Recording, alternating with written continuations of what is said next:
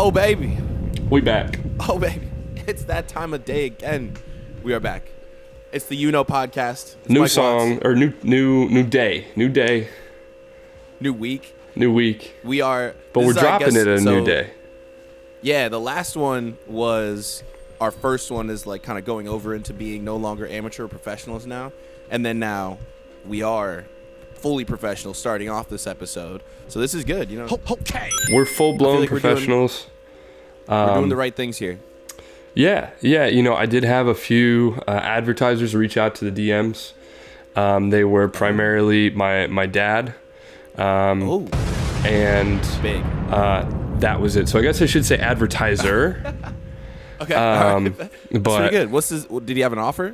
What's the offer? Where to cash at? no, there was no offer. He just said we're doing a good job and he wanted a shout out. Oh, what? No. I hate it here. That's not an advertiser. It's a shout out. We're not. I mean, I guess we technically did give him the shout out now. So he got what he wanted. All right. Well, yeah. Well, whatever. There are worse people to give what they want, I guess. Either way, it's been quite the week, man. I feel like everybody is kind of having one of those, like, we're getting into summer and everybody's kind of coming out their cocoon. So are the crazy people. So are the assholes and shit like that. Oh, man. So are I the got my car towed allergies, this man. week. So are the allergies. Allergies are back. It's been brutal. Fuck that shit. Oh, come on, man. I got my car towed this week, but it's back now. Don't worry. I got Oof. a fat bruise on my arm. It's lit.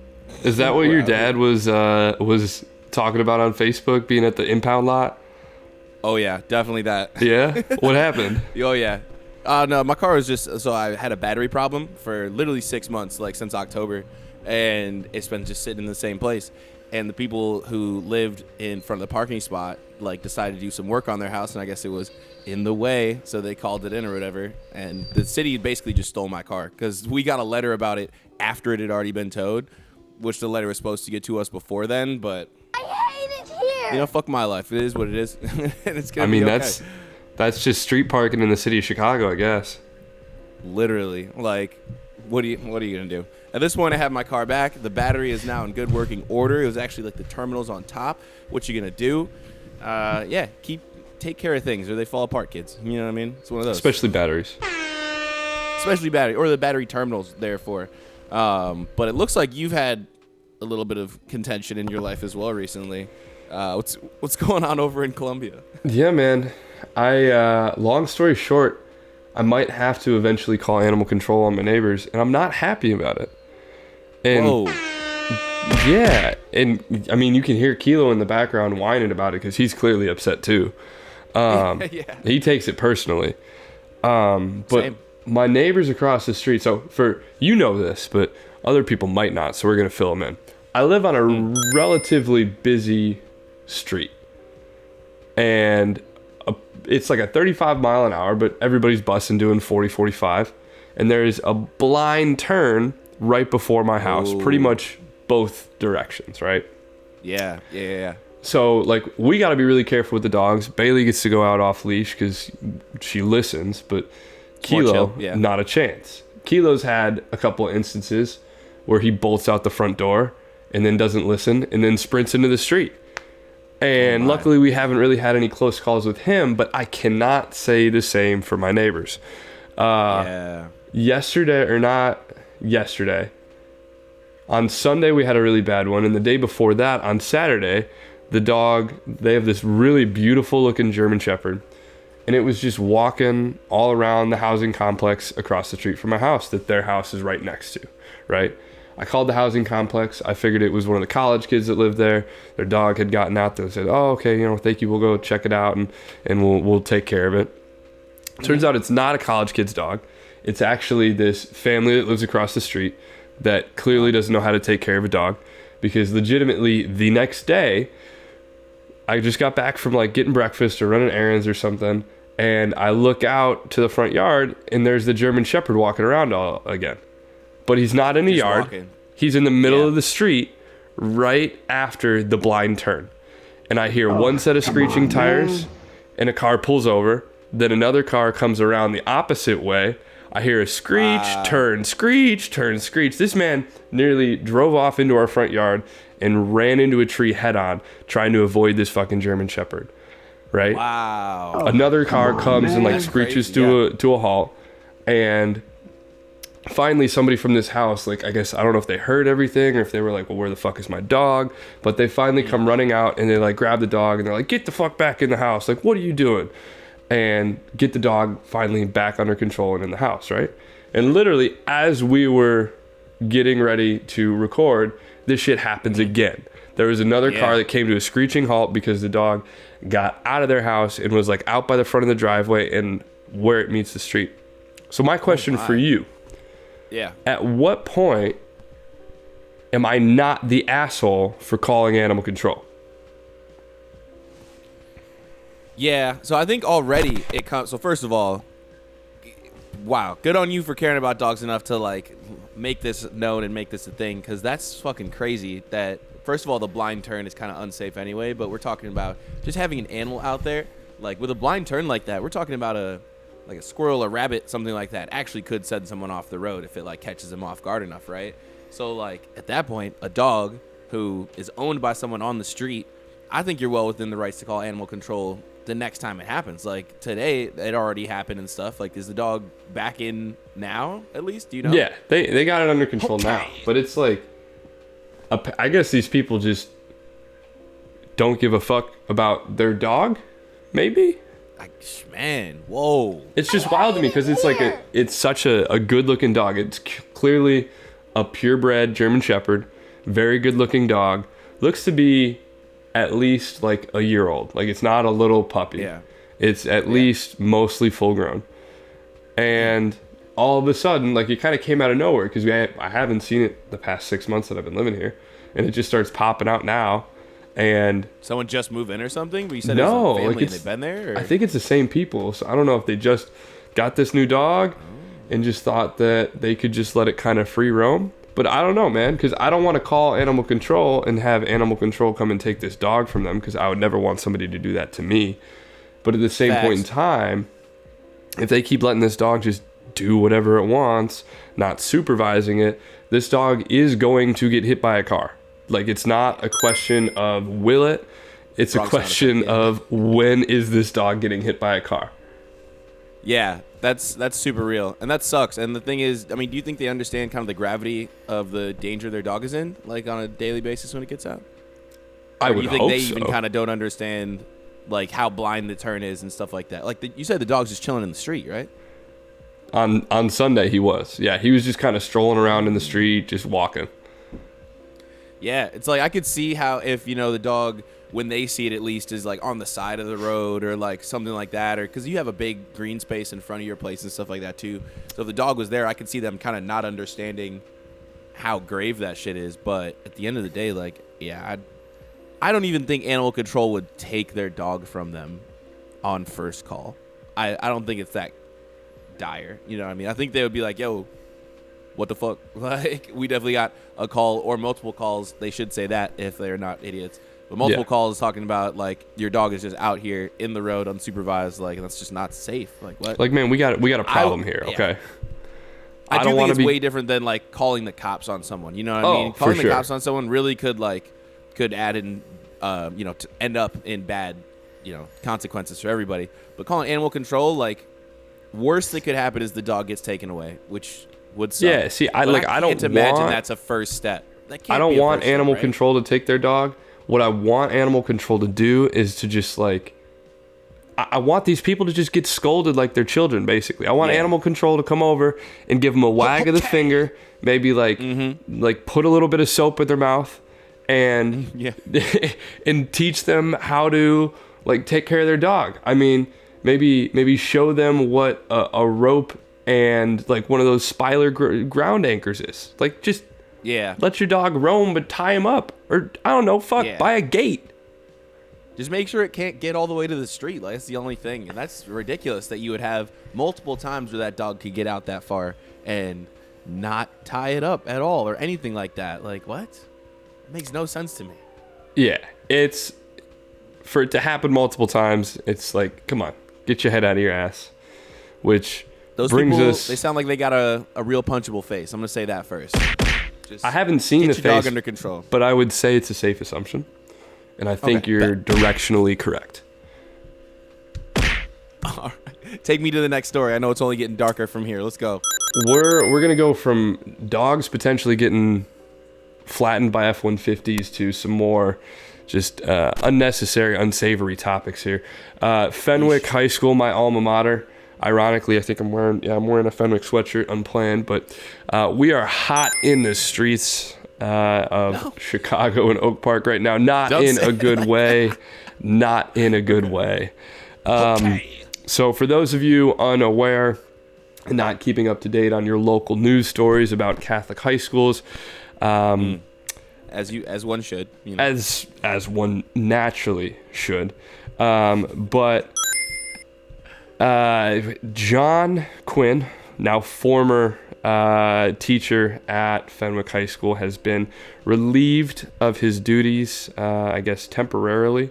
For now. Yeah. For now. I mean, it's Fenwick, so you never know what they're going to do. But it came out, I believe, on Thursday, I think. Former student Helen Quinn Passon uploaded a video on YouTube detailing a bunch of abuse. I don't know if abuse is the right word, but unsavory actions towards her. I think the police said it wasn't necessarily abuse. It would have been legally battery. Regardless, still not acceptable behavior for a school.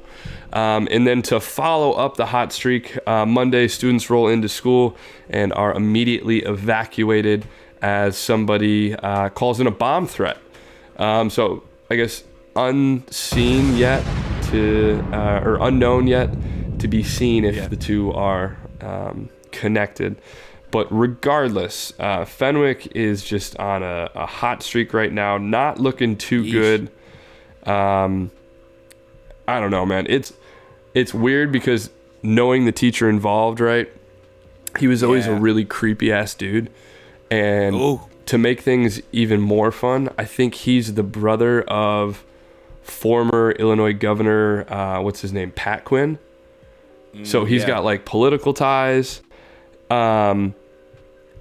But just to think about when I went there, a lot of the things she describes him like coming up and like being very touchy-feely with her and like getting super close to her face, like asking her really weird personal questions that a teacher shouldn't be asking you. And like those are all things that I saw him do on a regular basis to other students too. And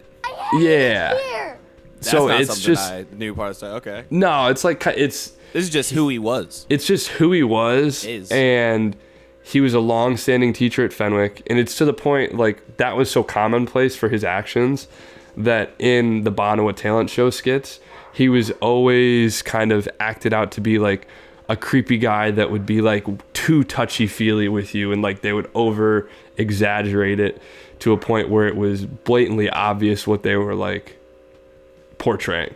You know what I mean? Whoa. Like, whoa. Yeah. This is all news to me. I don't know the teacher whatsoever. I didn't go to Fenwick, but at the same time, like, how did that go on for so long? Like, talk about tenure and stuff like that. I assume you can get tenure in a Catholic, like, high school, but even in colleges and stuff like that shit doesn't usually fly for that long. Like, what?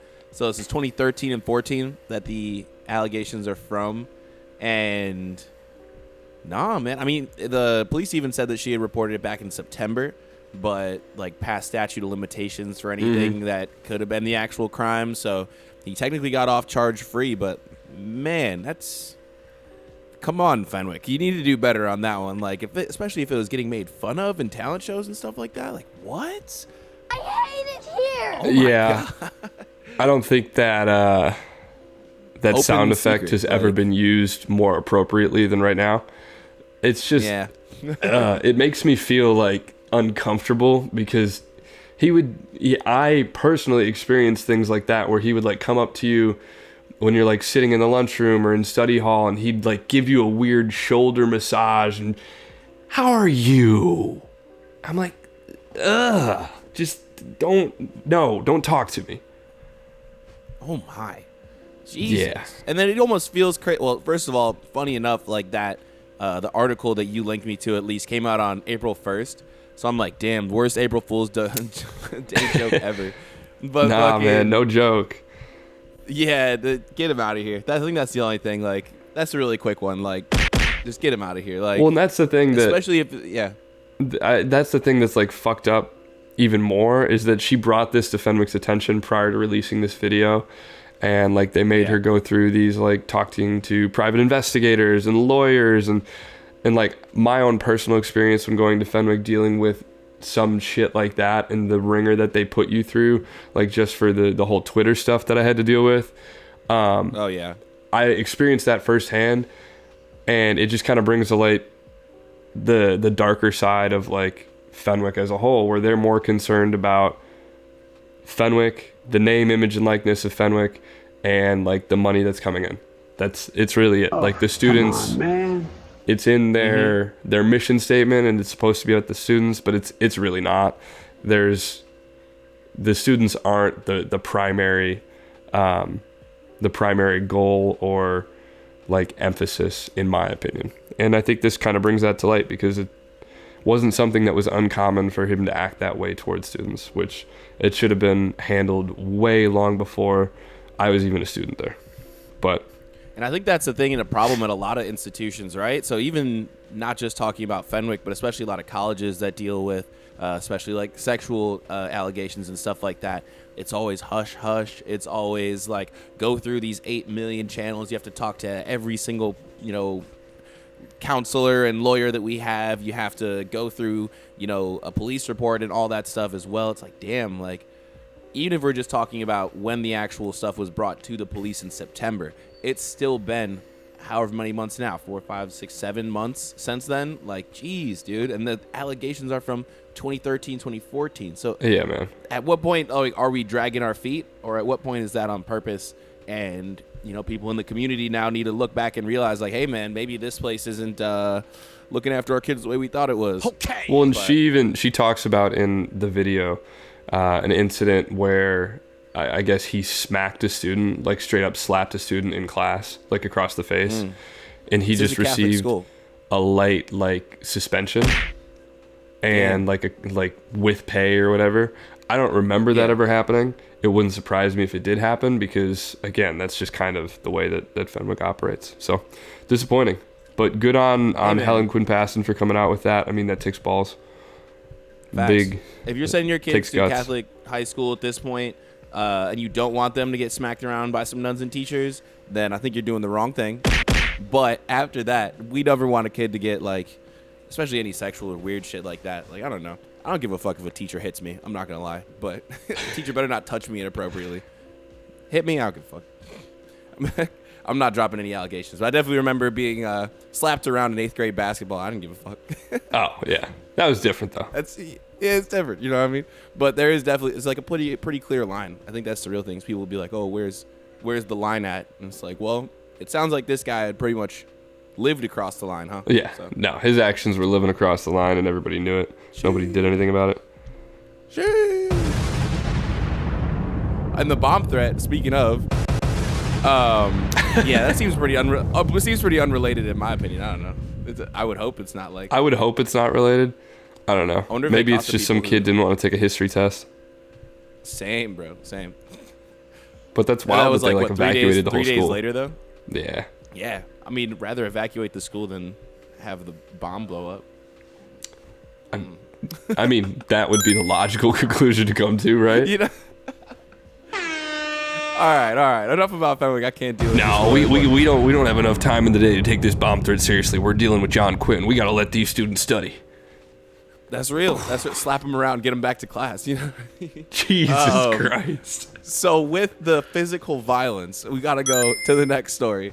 This how to murder your husband thing. Have you heard about this at all or anything? I have not.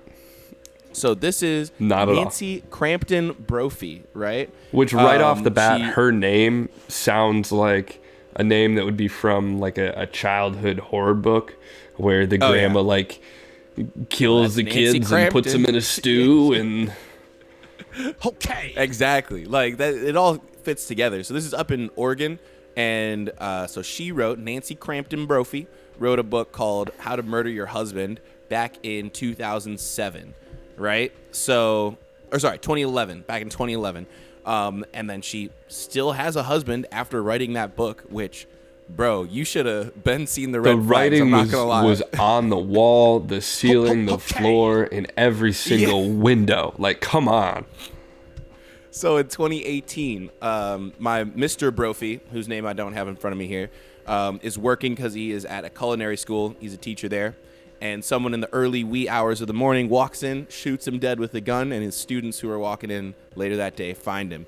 Apparently there's no lead suspects. Nobody wanted him dead or anything like that. So the eyes immediately fall on Nancy Crampton, who wrote a book not 7 years earlier, How to Murder Your Husband. And God, you can't make this stuff up. You know what I mean? So they book her. I don't know if there was a confession or anything like that, but allegedly it was over this $1.8 million insurance policy that they had over the husband. And she thought she was going to get away with it. But OJ, I learned from OJ at least, you write the book after you get acquitted at the trial. Definitely not 7 years before you actually do the thing that you were talking about in the book, right? Like, yeah. what the fuck? Okay. That's I hate it here. Stupid. So dumb. I mean, like, God, I don't. dumb. How are you that just dumb? And all the pictures I see of her when she's in like court. So I guess the trial officially just started this week, and that's why it's resurfacing right now. But all the pictures, she looks like her head is just in her hands on some like that. It was dumb. Like, it was so stupid. Like, even her mugshot, it just looks like the face of somebody that just so much regret. Regret. Did it all for 1.8 mil, not getting any of that money. You know what I mean? I assume she's just been in jail for the last 4 years now. Yeah. The fact that anybody in today's day and age, I mean, maybe it's because she's like, what, 65 or 70 or however old she is. But the fact that she looks damn close to 70. Yeah. Yeah. In today's day and age, anybody thinks that they could actually like kill somebody with an insurance scheme and actually get away with it. Yeah. And you're out of your mind. No. Like, okay, yeah, you want to talk about like doing that in the 80s or the 90s? Okay. Yeah, you could probably get away with that. You probably could. But yeah. Dude, I was having the conversation not that long, couple days ago, like how easy must it have been to get away with shit in the 80s and 90s. One, like the less, sophistication of the police department and things like that, and forensics and DNA and all that stuff. But even like, simple fraud, no murder involved, or like, how much like drug shipping they were doing back in the 80s and stuff. Okay. Like most of those guys got away with it. Like, if we're being honest, that's so crazy to me. But nowadays, like the fact that people just used to like fly planes of cocaine into Florida. Like, what? They were making so much money flying coke in that they would just drop the suitcases and then torch the plane after landing the plane. Yep. Yeah, like, your overhead cost is a fucking airplane. It's insane.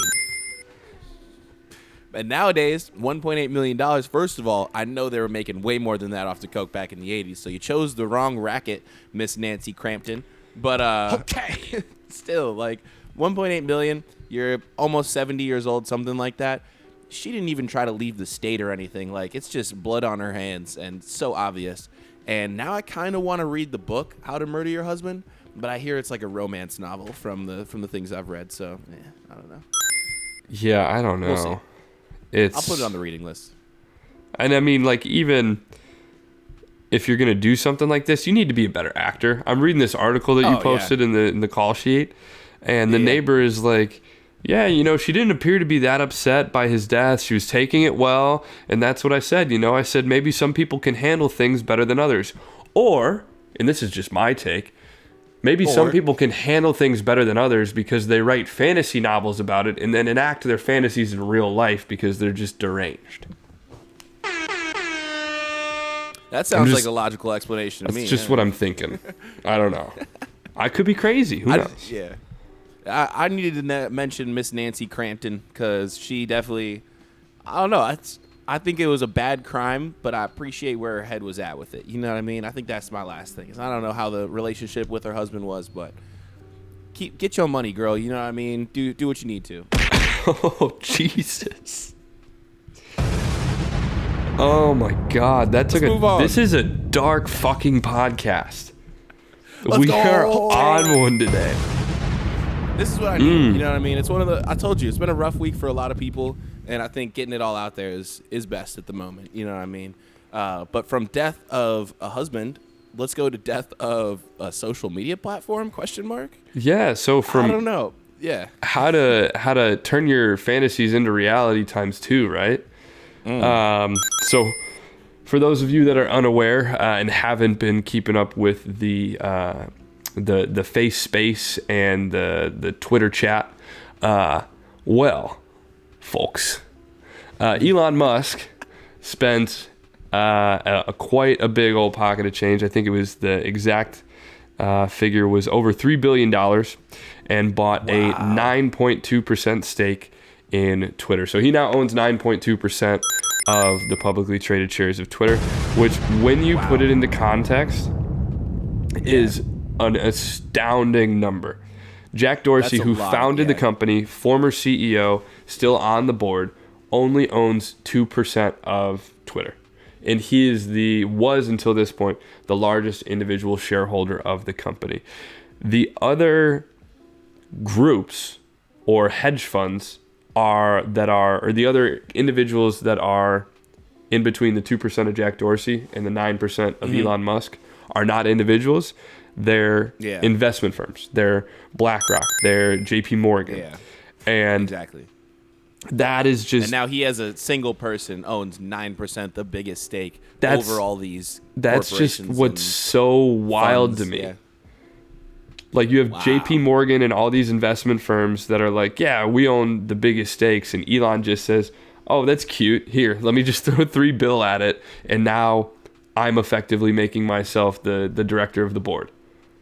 Yeah, don't you wish you could just throw around money like that? Like, yeah, I got an extra $3 billion to throw away.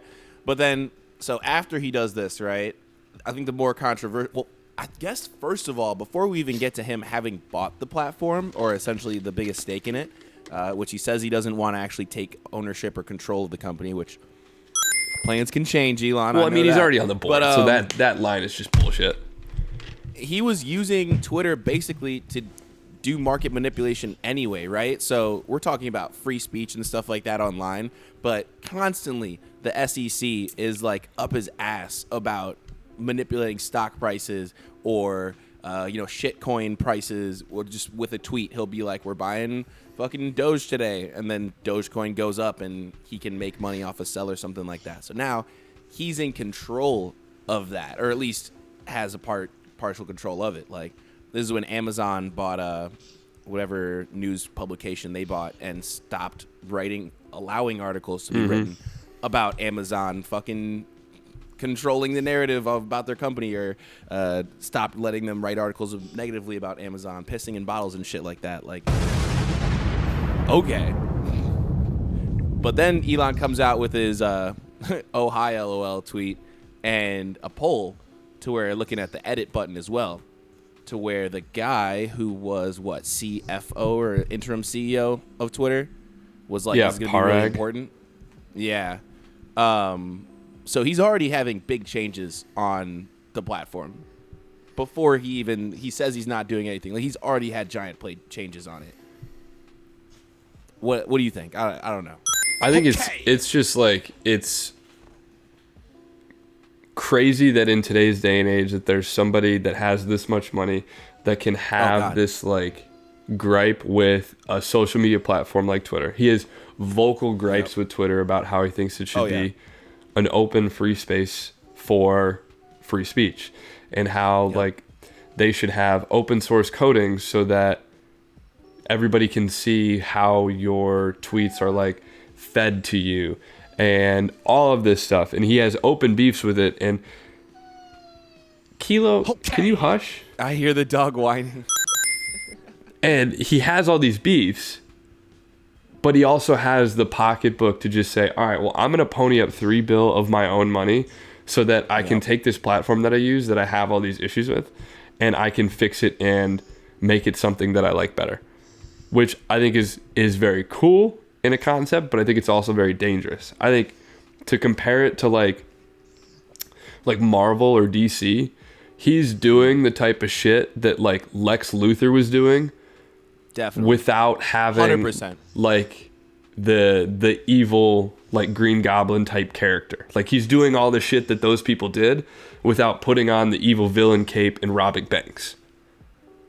Not yet, you know what I mean? And Not it's yet. crazy to I don't know think, if we're like, gonna in get there. Superman, how many Lex Luthor stands are out there? How many Lex Luthor people? Every time Lex Luthor fired off a tweet, they were like, "Yeah, buy Dogecoin." That's Well, did you wild to see me, there? But it's a good comparison. Yeah. People are taking this as an excuse to bring up like, oh, we need to put Donald Trump back on Twitter. We need to do this. We need to do that. Yep, It's I going to saw be that, yeah. interesting to see how it all plays out. Number one. Number two, I mean, is he even going to keep it all? Or is he just going to buy this 9% stake? Twitter's already up 26, 28% since he bought the stake. Is he just going to flip it and just like take a ridiculous profit? I don't think flipping I think it. that I don't think you just throw $3 billion at something to flip it. Which, if he's doing that, kudos, you fucking supervillain. But no, I think don't he's think people if throw, he's like, doing that, I think he goes to prison for fraud. I certainly fucking hope so. Like, it's been way too many chances that Elon Musk has gotten from the SEC and the government and shit like that. Like, bro, he is just enriching his own pocketbook. Like, it's a self-fulfilling prophecy at that point. Like, Elon Musk can't lose money. You know what I mean? Like, Yeah. and every other investor now is losing money. Like, it's ridiculous. But with that being said, right, I do appreciate someone being able to do that and spend that much money. But I saw, and I'm not going to go into it, but I saw, what if instead of minimum wage, we had maximum wage? Okay. What if? Elon's not making billions. Nobody's making billions at that point, probably. Because I can't imagine you can justify needing to make $1 billion a year as a person. It's true. You can't nobody needs that money, but you But can you also even spend? I mean, you can spend $1 billion in a year, but it's just going to be going through like other corporations and shell companies and shares instead of income and shit like that. yeah. I mean, nobody is needs what it that is. much money, but you can't tell me that Elon Musk doesn't have all that money because he's smarter and works harder than anybody else like out there. Yeah. Like the man was Definitely when sleeping you're on the born floor of into the Tesla Emerald factories. Conglomerate. Like, yeah, it is what it is. He's definitely a smart guy. I rock with Elon. I'm just glad that I think the veneer on Elon Musk's public persona has definitely been shattered. Because at the beginning of the pandemic, he was a god to a lot of these crypto bros and shit like that. You know what I mean? Yeah, and it'll be interesting to see how it all plays out because he's been towing a line between like good versus evil for a while. Oh, yeah. And I feel like he's been leaning more towards the side of the good because he's like for the common man and he's pumping up Dogecoin and all this shit. And he was like big on GameStop and AMC and like encouraging that, right? Yeah. And now we'll see how it goes because I mean he could do some free speech shit, but he could also just like Twitter is arguably the most active social media platform, like just on its own. I mean, you could say Facebook, but Facebook's more active on Instagram, I feel like. But Twitter doesn't know how to make money. They're not good at monetizing it. So Elon could be coming into this from a perspective of, you guys don't know how to monetize this shit. I can. I'm going to do that. And maybe their stock takes off. They start making a lot of money. They start selling your your data and all the shit that Facebook has been doing. They start selling ad money. That's a possibility as well. So I don't know. We just got to wait and see because nobody knows what's going on in that crazy fucking brain that Elon Musk has. I think that's the wild thing. I don't actually think of Elon Musk as like being some kind of big, business magnate dude. You know what I mean? Like he hops onto PayPal and kind of takes that to a place that, I mean, he didn't even do that. You know what I mean? Tesla wasn't his company before he hopped in there and stuff. Not saying he doesn't put in hard work, but it's like, man, he hops into Twitter, which is pretty profitable, but now gets to basically use it for his own devices. You know what I mean? Like he hasn't been the entire time, but I don't know, man. I'm scared. The whole Elon Musk Lex Luthor pipeline is real scary. Okay. We gotta wait and see. I don't know. From Yeah, I don't know. I don't know about that one. from one pipeline to a pipeline of debt. That's good. That was a good Student transition. loans, ladies and gentlemen. I have them. You have them. We all have them. Anybody that's under the age of 45 probably has student loans, which is crazy to think. More like 40, probably 38, somewhere around there. Something like that. But they Yeah, just but all right, bet. pushed back the student loan payment again till, what is it, the end of August? Yes, until September. Okay. Which, I think. how yeah. long is this Go. going to go on for? I think this is the That's my question that I question. really wanted to talk about with it. Because, like, even on the call sheet, I put, who is this hurting? You know what I mean? That's the end. That was the question that I have. Because if we're able to push this shit back, because that's one thing. If you push back, like, payments on, your electric bill or, whatever, someone is hurting out there. You know what I mean? Something is not getting upkept in that sense. But with these student loans, if we're able to just keep indefinitely pushing it back, it's now on the 3rd year of pushing it back. Who's it hurting? Let's cancel it. At that point, like, fuck it. We're not getting Social Security anyway, likely. Okay. As people of our age. So Yeah, at this Social point, Security's gone by the time we're retiring. go ahead and say fuck my Social Security and help me now. Like, I won't need Social Security if I'm not buried under $18 million of student debt that keep increasing over the time that they're not paid. Which, shout out the extension until September. But Joe Beasy, Oh, come on, man. can we just get rid of it? Like, at this point? Because I'm going to be so sick when people do start defaulting on their student loans, right? Because a year from now, 2 years from now, it's going to happen. Like, people are in giant amounts of debt, and the pause is temporary. So once that starts to happen, and we're not getting any Social Security, and people are stripping away things like welfare, state level, and shit like that, what is there going to be left for us besides piles and piles of debt, credit card and student loan and otherwise related? I know we're keeping up with the happiness of this show for the week here. Yeah, Come on, man. my whole take on this is just, if we can cancel it for a year, and then cancel it for 6 months, and then cancel it for 6 months, and then cancel it for 3 months, and then cancel it for another 3 months, and then another 3 months. Why do we need to uncancel it? The question of who is it hurting? It has to come from somewhere. The Justin. question of Yeah, who is fuck it that. hurting is a great question, because the people that are working for these loan collection agencies are obviously still getting paid, Yeah. right? Like, are you kidding me? Yeah. It's Like, all these people that are still doing the job of the student loan thing, they're still getting paid. But at the end of the day, the people who are, I guess, owners of, like, Sally and Freddie Mac and May, isn't that a government corporation, or are they private now? I literally don't even know. I have no idea, but who gives a fuck, because they're fucking billionaires anyway. Fuck these people, man. Like, what? I don't think I know a single person who still has student loans right now that would be opposed to just not paying them. Like, Nobody. But I mean that's an easy question to answer when you owe student debt.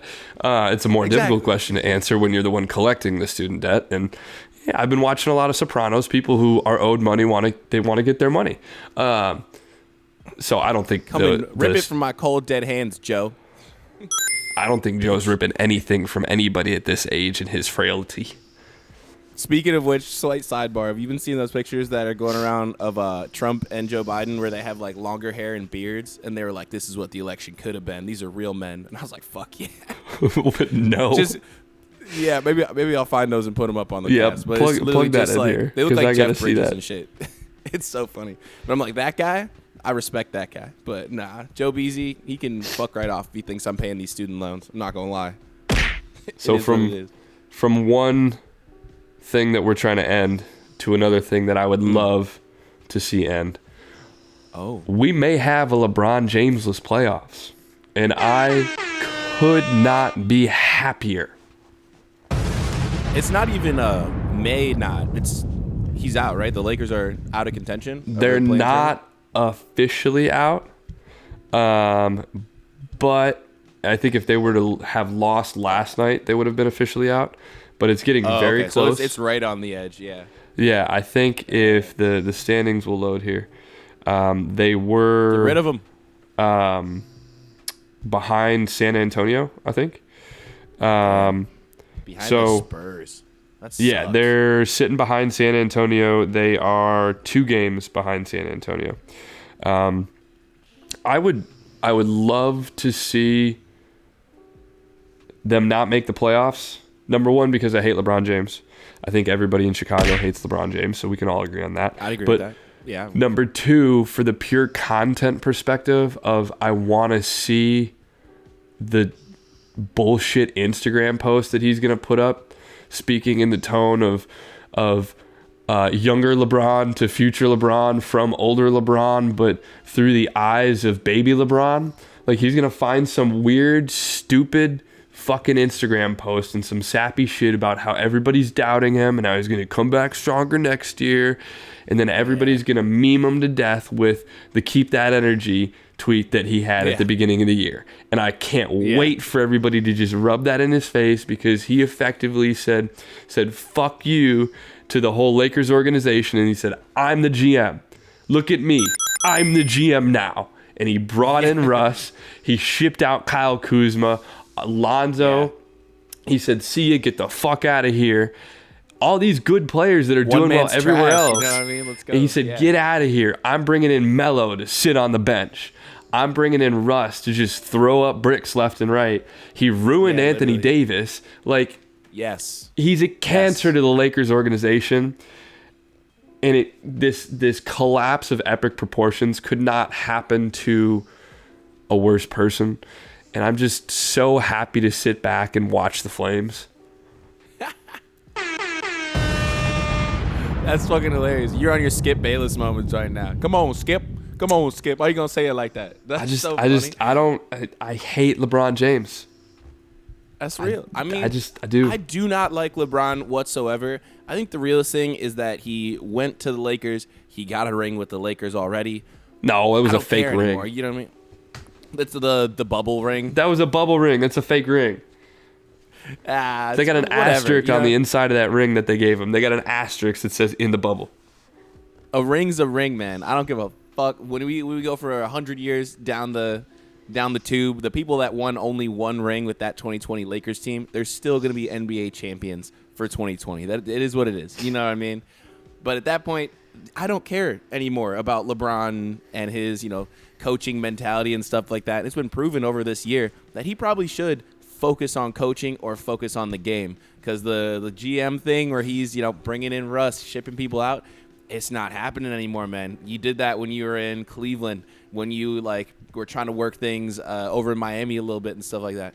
It's not working. You know what I mean? That's not the way the NBA is played anymore. Which actually, I guess it is kind of the way the NBA is played exactly, but other people are just doing it better now. Like, I wish the Bulls were healthy, because the Bulls are a fucking good team if they're healthy. Lonzo, one man's trash is another man's treasure, period. Great on the Bulls. Love it. The thing that I think is even funnier about this is the Zion-less Pelicans are making the playoffs right now. And the Lakers with LeBron, AD, and Russ, a supposed big three of epic proportions, not even making the playoffs. You're not even in the play-in games with those 4 play-in teams. Yeah. But we'll keep that energy, LeBron. We'll keep that energy. I do love Anthony Davis. You know what I mean? I want to see him do well. This whole year has been just ass. I mean, he had a few injuries over the course of the year, right? But overall, it was just not great. And then Russ, of course, just laying a goose egg, man. Yeah, Russ. I never thought I'd see the day that Russell Westbrook was washed. But a lot of those guys from back then kind of got washed. Like Harden, washed, in my opinion. Westbrook, washed. Well, I mean, KD is a cheat code still. The thing is, the team that he built, the puzzle pieces just don't fit together. He got a ball-dominant point guard in Russell Westbrook who can't shoot. He needs to drive, and he needs to attack the rim and either kick it out to shooters around the perimeter or go hard finish and get fouled and then go to the line. That's the kind of point guard he is. He can't shoot. You don't have any shooters around him. Who's going to be a shooter that he's kicking it to? Melo? What, 40-year-old Melo? I've seen so many Melo air balls from this year. It's been so rough to watch. LeBron can't even shoot. Like, he can't even kick to LeBron. It's just... If they really had stuck with a lot of the people that they had that LeBron traded, so talk about Caruso now. Lonzo, Kyle shooter. Kuzma. Yes. Brandon Ingram. Kuzma, Do they still have Ingram? Or did he leave? No. Ingram's on the Pelicans, right? Oh, yeah, you're right. He was in the Anthony Davis The trade. Zion-less Pelicans. Zion Williams, fat. Yeah, they're... It's just... It's so ironic. The Keep That Energy tweet is going to... It's going to be... That's going to be, like, haunting LeBron James forever. We love to see it. Let's go. DJ Augustine, Avery Bradley, like, Dwight Howard... Malik Monk is probably the best shooter on their team. Shout out the fact that Dwight Howard is still in the league, bro. He's been washed for a minute, like fat minute. He's just really tall, but it is what it is. Yeah, man, it's 37, 36, 34, 34, 36, 37. Like, they're just a bunch of old bums. Damn. You remember that PD Pablo song, Freak a Leak? Yeah. He starts his verse by, like, saying the girl's measurements or whatever. He's like 31, 34, 46. I literally thought that's what you were doing. It's just their ages, but he's just rapping. I was just looking at their roster, and it's literally 80, Russ, LeBron, and then a bunch of super young guys that are like third, fourth round draft picks or free agents. Yeah. And then a bunch of, like, old, washed-up dudes like Dwight Howard and DJ Augustine and Melo. Facts. But it's okay, LeBron. We'll keep that energy. We'll keep that energy. They definitely went through some COVID struggles, too. Because I remember they had Isaiah Thomas for that, like, 10-day contract for a little bit. Or it was like they did 10 days with him or something. But yeah, Isaiah came back and he hooped. Yeah. He came back and had a couple decent games. Charlotte? Yeah. I think he's playing with Charlotte now. All right, I bet. Well, we are at that point. God, I just feel good after that LeBron talk.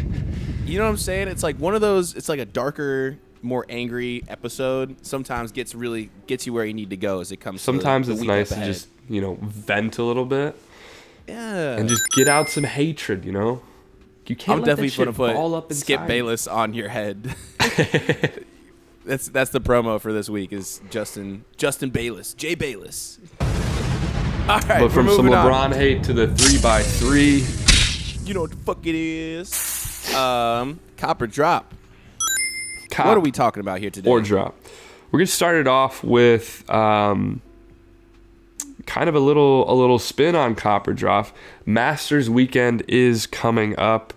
If you were listening to this on Thursday, the day we drop, the tournament just started. Tiger is likely playing and playing fantastically. He's probably making the cut and he's challenging. Can't wait to see him in that Sunday Tiger. But we are talking about an Adidas and Waffle House collab. Yes. Didn't think I would ever be talking about that for a shoe, and definitely didn't think I would be talking about that for a golf spike. So these are hard spikes, not soft spikes, for any of my golfers out there.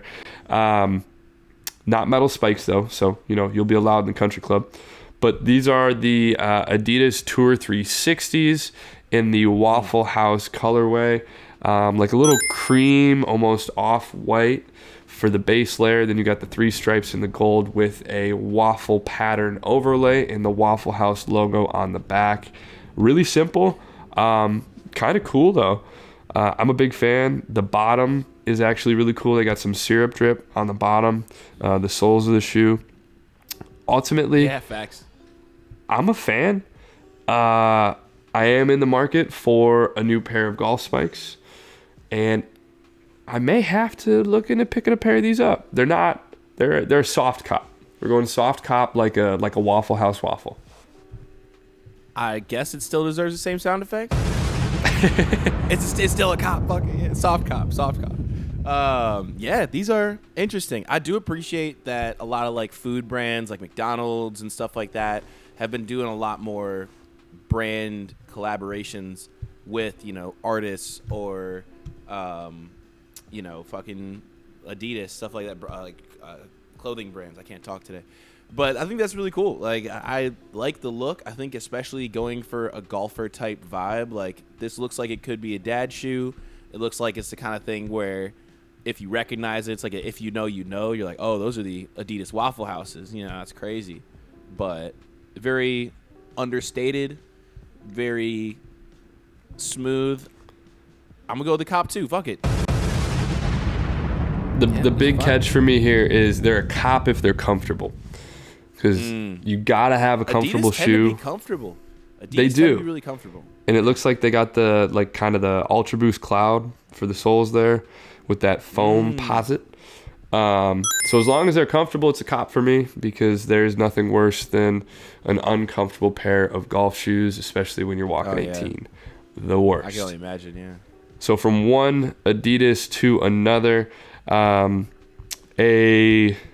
legend in the design game and in sneaker collabs, Sean Witherspoon, well known for the Witherspoon Air Maxes. Air Max, it's kind of a collab of all Air Maxes. He took the Air Max 1 and put it on the bottom of the Air Max 95, I believe. Maybe the 97. I can't remember.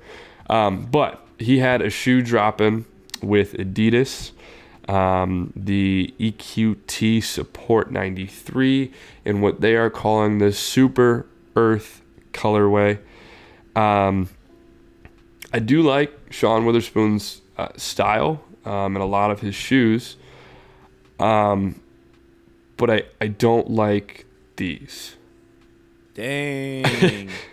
They're just wild. Okay. There's too much going on. It feels like I can't find a good thing to say about these shoes, unfortunately. Damn, it's a drop for me.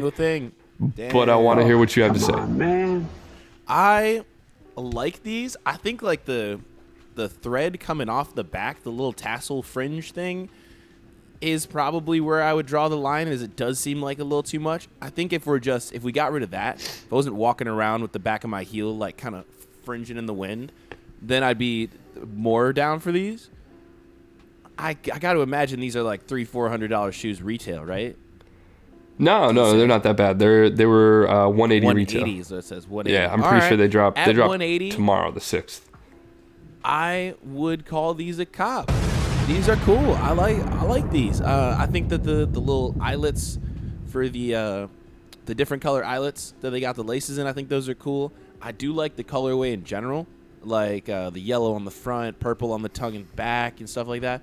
The only thing I don't like is that fringe on the back. I think that's weird and unnecessary and probably going to fall apart like after a wear. You know what I mean? These shoes give me big like friendship bracelet vibes at camp. No, now you ruined them for me. Okay. Especially with those frills on the back. Yeah. Nah, I can't unsee it. Fuck. So those are a drop for me. We got a soft cop drop. And on to a heater. We are finishing up strong with the Off-White Blazer Low. R.I.P. Virgil Love Me, an Off-White collab. And I do love a pair of blazers. I was wearing some of those Cause blazers today. They're coming out in a black and a white colorway. The white colorway gives me, I don't know why, but like kind of a Jack in the Box vibe. It's a yellow and red and white. Makes me think of that little clown that they got on the front. I think, is that a clown? Okay. The Jack in the Box? Yeah, I know what you're talking about. You are correct. But all in all, both colorways are pretty solid. I'm always a big fan of Off-Whites, like I said, and the Blazers are a super comfortable shoe. So these are both a cop for me if you can get them. I do think the blacks are probably going to do a bit better on retail or on resale after you get them at retail. Yeah. For whatever reason, I feel like the black Off-Whites typically do a little bit better when it comes to like Blazers and shit like this. Especially as a lot of people that like fuck with Virgil and shit like that tend to be, you know, fashion icon type people. And I mean, as much as bright colors are in right now, you know, kind of campy style and stuff like that, like the black is just more timeless. You know what I mean? It goes with more things. Like, and you can wear it with like your Rick Owens, or you can wear it with your Gucci. You know what I mean? Like, Yep. you can't wear the white ones with everything. Because that's all that's in our It's closets, what right? it is. Yeah, that's what I wear. Is Rick Owens and Gucci. If you can't tell by me. Okay. But Plus the nice thing here is the price tag. If you are lucky enough to hit on the 180, sneakers app, it's only 140. So you're not paying out the ass like you would for some of the Jordan off-whites. You're not paying 220, 240 retail. If you can get them at retail, if you're lucky enough, you can get them for 140. So these are cop for me. What about you? So this white one here. Do you remember the Disney movie Meet the Robinsons? It was like in the future. Yeah. Or I think he like went to. This looks like a shoe out of there. You know what I mean? Or something that Ronald McDonald would wear when he really is trying to like show his Flex. date that he's cool and hip. You know what I mean? Yeah. When Ronald McDonald is flexing on a first date, he's wearing those white ones. The white ones. You know what I mean? And then it's like the black ones I do kind of fuck with. The black and green. It's very like Monster logo for me though. So yeah, it's gonna be a drop for me. It's not my favorite shoe. These are all right. I do like the back a little bit though. Like The point. the little thing. Yeah, it's Yeah. futuristic. Those But, are cool. nah, I'm out. It's a drop. That's right. You can get your Sean Witherspoons. You can get your friendship bracelets. Yes, I'm low key down for those. Those look kind of cool the whole time. All right, Okay. to the next section. Top 3. So you chose the top 3 for this one. So lay it on me. Yeah, it's it's thunderstorming outside right now, but it is getting warmer throughout the country. And when you're our age and it's nice out, the first thing you want to do is you just want to go outside and you just want to drink obsessively. Okay. And nothing goes better with drinking outside in good weather like a good darty song, a good day drinking song. Very open-ended topic, so it's open to interpretation. A lot of ways we could go with it, which I like. So I am going to start off with, I'm going country here first. Okay. And I'm going with a classic, Toby Keith and Red Solo Cup. I mean, it's a darty song. It's a day drinking song. It's a song about drinking. It is a song that came from a dare. Somebody said, Toby Keith, you can't make a love song about a Red Solo Cup. And he said, you bet your fucking ass I can. And then he made a multi-platinum selling record. So 1-1, Red Solo Cup, Toby Keith. That's what's up. Okay, bet. Yeah, that's a cool song. I was also going a little country, more country rock though, and a little older. I'm going with Leonard Skinner, Sweet Home Alabama. I don't know why. Whenever I'm like out on a porch drinking like a beer, that song just rings in my head. It's a dum dum brano. That's a vibe. So That's a good one. Leonard Skinner, Sweet Home Alabama. It's my one of one. That's your 101. Okay. Yeah. We're you got? going a little bit chiller vibes, you know. Maybe the party's just kind of getting started, right? Everybody's mingling around. Nobody's blacked out yet. I'm going OAR, and that was a crazy game of poker. A longer song, which is nice because, you know, you don't have to queue up a whole lot of stuff. Plays for 9 minutes on its own. But it's a classic top 3 OAR song, I think, if you had to, you know, catalog their archive. So OAR, crazy game of poker. Okay. So I'm going with like more of a 90s rap vibe for my darties. And I feel like you always got to have a good mix of kind of some boom bap like vibes in there, right? But I'm going to go with one that maybe people don't think of as much. So Naughty by Nature, Hip Hop Hooray. And you're going to have to look that one up. But it's a little hey, ho, you know what I mean? So I got to have the 90s rap at the party. I need that Naughty by Nature. Okay. That's a good one. Didn't see that one coming. Now, when I think of darties and day drinking, I think of college. And there's a great college song by Asher Roth called I Love College. And I feel like it just plays at every darty. It's a song that everybody knows, whether you're our age, whether you're like 2 or 3 years older, whether you're 10 years younger. You know that song. It's a classic. And it's one that just everybody starts singing along to. I super agree with that, but I'm also going, funny enough, same vibe there, but I'm going with Sammy Adams, and I'm going with almost a twofer, because not only I Love College should play, but I Hate College by Sammy Adams should play, and All Night Longer by Sammy Adams as well. I feel like any college party with white people involved, there's going to be some Sammy playing, going to be some Asher Roth playing, hell of a lot of Mac Miller, but this is a vibe, you know what I mean? No, I feel that. I was between the two. I was either I Love College or I Hate College. I think I Love College is more well known, so I went with the chalk. But it's okay. I'm saying Sometimes I do love I Love College, and you got to bring that up if you're going to bring up I Hate College. But I was going to do All Night Longer before you said I Love College. So shout out both Sammy Adams and Asher Roth. It's love. Okay. We love our white rappers. Yes, sir. And now to the last part. And we just reached an hour too, so we're actually doing pretty good on time. But this is the motherfucking playlist for the week. Let's go. And since you started with the top 3, I will go ahead and start off on the playlist for this week. Lead it off. So this one I'm actually going to keep pretty short because I have a sneaking suspicion that this song is going to get us demonetized. But I love a good Vince Staples album. He has one coming very soon.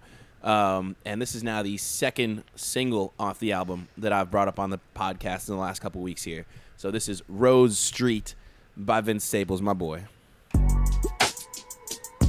Yeah, I don't sing no love song.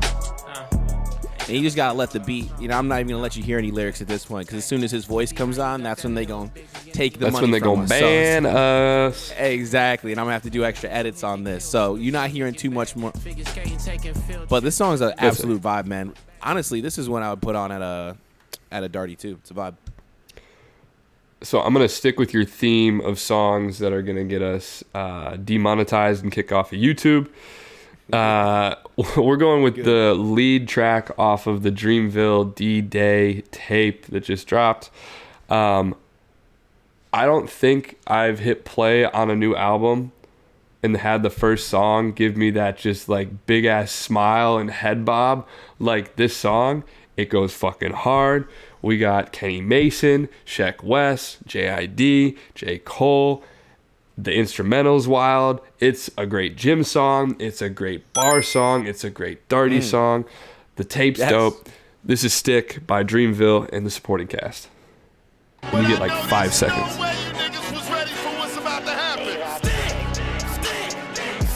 Yep, we're going to make sure we don't get demonetized on this one. Big shout out to Dreamville album. I'm not going to lie. I feel like I go into every Dreamville project hating a little bit because I'm not a big fan. I find most of them kind of annoying. Like, I'm not going to lie. Like Earth Gang. Yeah, Earth Gang, JID. I like JID kind of. Earth Gang I find deadly annoying. Ari Lennox I find annoying. You know what I mean? J. Cole I find kind of annoying.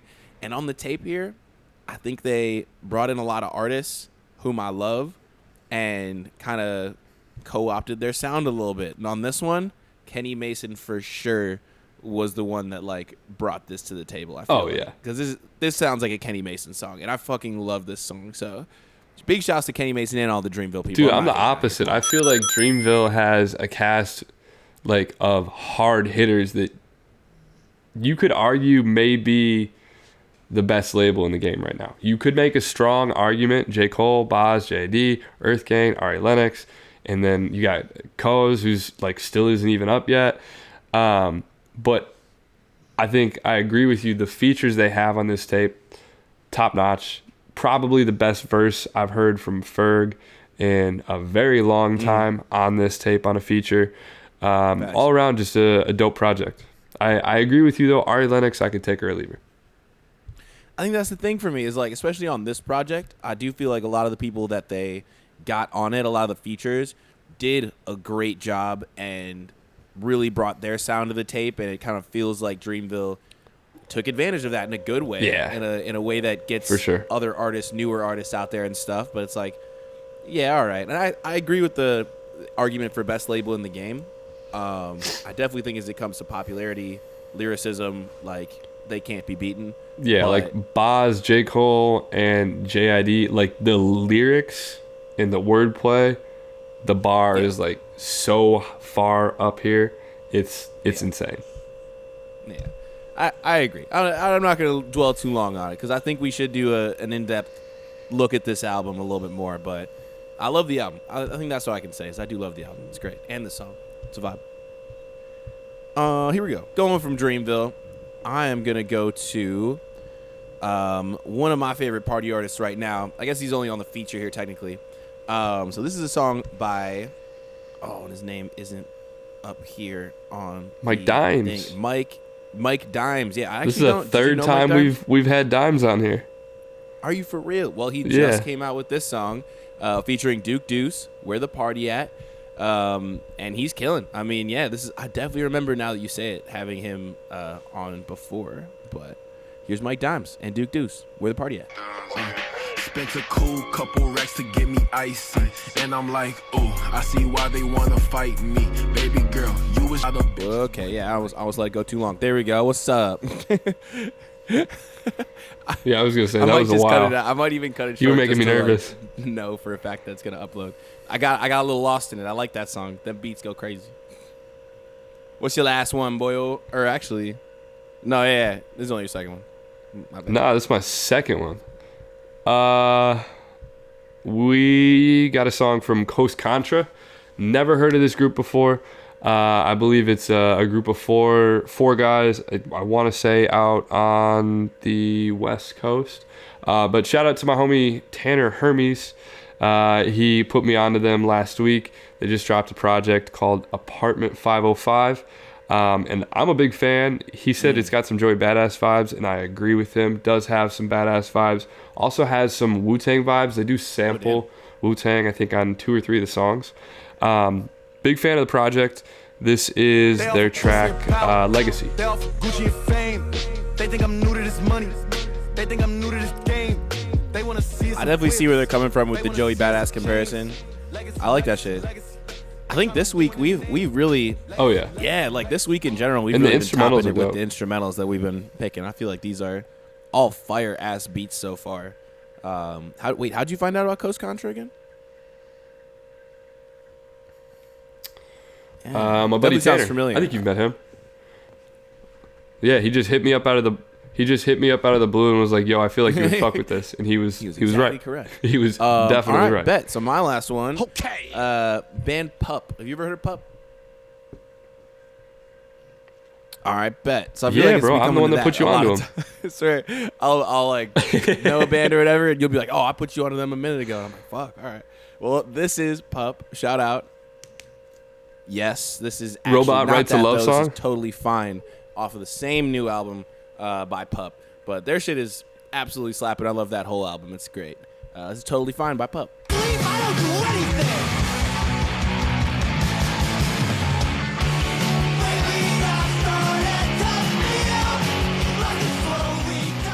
Yup. It's got kind of sing-along vibes in the chorus. I can't play the whole chorus, of course, for obvious reasons, but it does have like kind of sing-songy, sing-along vibes in the chorus. So it's definitely if you know the lyrics, you will enjoy it.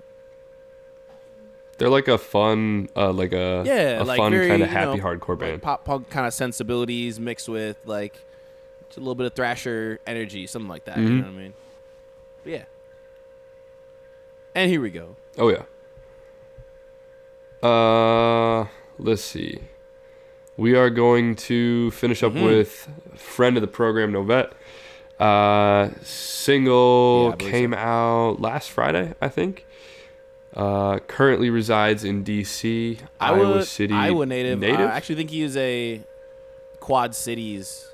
Iowa native for sure. Somewhere, yeah. Davenport vibes. Somewhere. Quad City. But I put you on to Pup, you put me on to Novette. This is his single, Talk to Me Nicely. You already know, hey, so talk to me nice, hey. Back on my bully, I aim at your head for the fun of it. I'm on that gutter shit, straight from the rubber shit. I'm on medicinal, got that boy busted. God damn. I mean, I don't think anyone's ever said that Novette can't rap, because he'll rap his ass off. Even as it comes to, like, we talked about Dreamville and shit earlier, I'd put Novette up against a lot of those people. I'd put Novette up against Earth Gang. I think he win. No lie. His wordplay that's something that even the the old mixtape series that he was putting Demolition. out back like Yeah. 3-4 years ago. His wordplay was, yeah. I think Yeah, you and Sam were on one of those songs. His lyrics and his wordplay is top notch for sure. So big friend of the program. Ups to him. Maybe we'll have him on as a guest when we start Talking doing about interviews and guest spots now. Damn, Or guest future spots. plan. However we do that. I don't know. All right, man. Speak We it have into done it again. existence. It gets better every time. Okay. As it comes, I really think this is probably the most aggressive. We're professionals episode that now, we've so done. that's Maybe to not be aggressive, but, expected. like, dark. I don't know. We got pretty aggressive at Bree specific 2 Yeah. episodes in a row. So maybe the same level of aggressiveness, just like directed at a different individual, somebody that is probably at a level where he'll never ever hear us talking LeBron shit about him. So it and, doesn't like, really matter. all of the, you know? I guess the Fenwick stuff wasn't aggressive, but like, No. The LeBron stuff, I for Bayless. sure got aggressive. But Hell yeah. that's okay. I'll own all that. right. Well, I'll own my that. name's Mike Watts, and now It's your boy Jay Kraft. And now, you know. see you next week on We out. Thursday.